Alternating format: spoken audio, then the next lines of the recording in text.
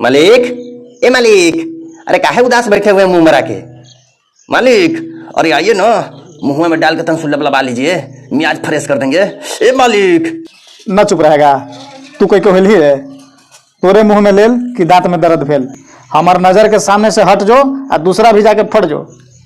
देखिए मुखिया जी, मालिक हमको नहीं खा रहा है। क्या जी यादव जी? प्रणाम मुखिया जी। हाँ प्रणाम प्रणाम। अरे बिमलवा के काहे नहीं खा लेते हैं?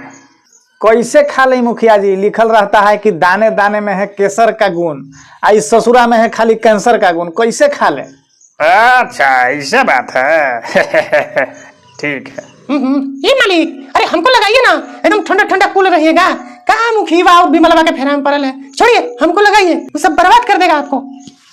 ठीक है तो आओ, तू ही सर पर चढ़ जाओ। ऐसे तो अपना मेहरारुओं के नाम सर पर चढ़ने दिए अभी तक।